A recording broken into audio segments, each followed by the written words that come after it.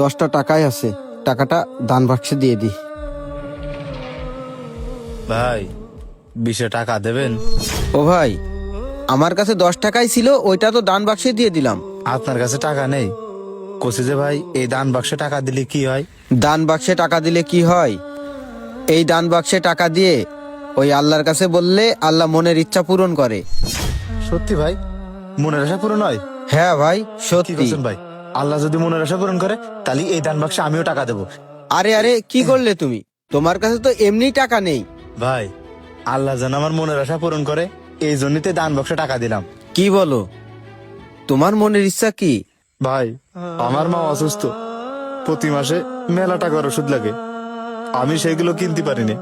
মা এই রমজানে শুধুমাত্র পানি দিয়ে ইফতার করে, সেহরিতে না খেয়ে রোজা রাখে।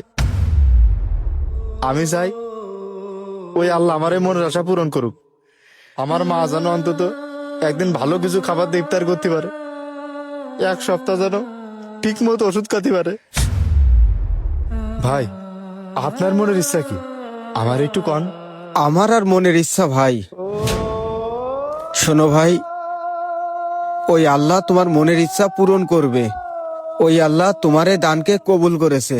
আমি তোমার মায়ের ওষুধ আর তোমাদের জন্য ইফতার সামগ্রী কিনে দেওয়ার ব্যবস্থা করব। চলো ভাই, তুমি আমার সাথে চলো।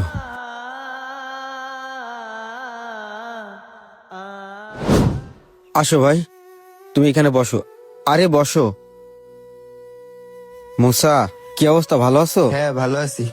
আমি না একটা বিপদে পড়ে তোমার কাছে আসছি। কি বিপদ ভাই?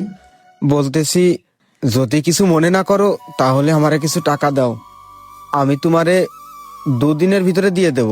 আরে ভাই, এ জায়গা মনে করার কি আছে? দাঁড়ান ভাই, টাকাটা দিচ্ছি।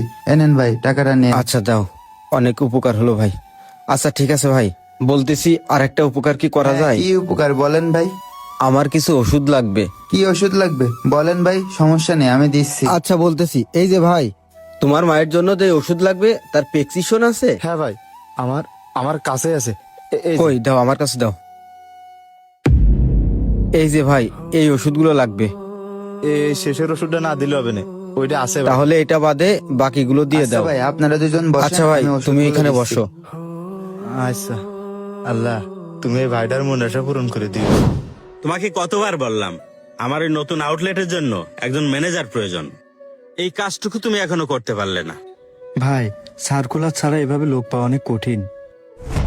সার্কুলার দিতে হলে সময় লাগে, আমার 2 দিনের ভিতরই একজন যোগ্য লোক অবশ্যই চাই। তুমি যেভাবে পারো আমার ওই আউটলেটের জন্য একজন সৎ ও যোগ্য ম্যানেজার খুঁজে বের করো, যাও।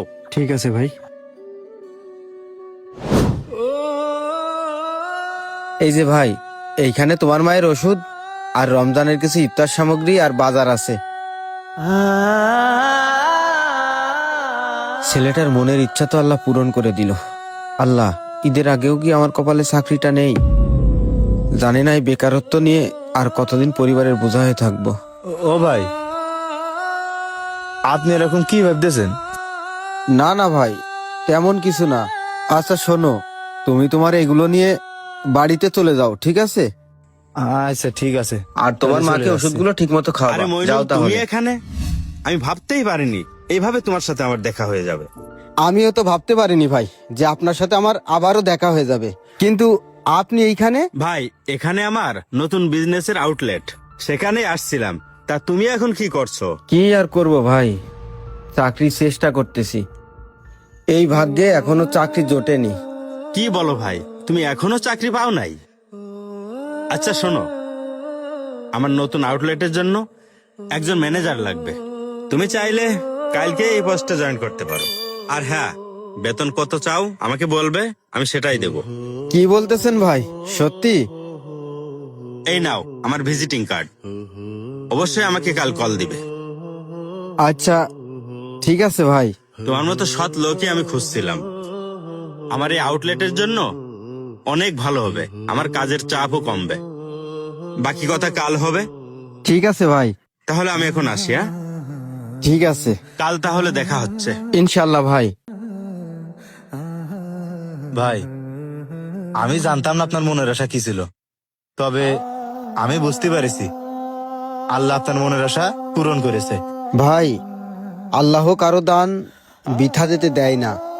আসলে ভাই, মসজিদে দান করলে আল্লাহ মনের আশা পূরণ করে, এই বাস্তব প্রমাণ পেলাম। হ্যাঁ ভাই, দুজনেরই মনের আশা পূরণ হয়েছে। চলো তোমাকে গাড়িতে উঠিয়ে দিই। যেই দান আল্লাহর ঘরের জন্য করা হয় সে দান কখনোই বৃথা যেতে দেন না।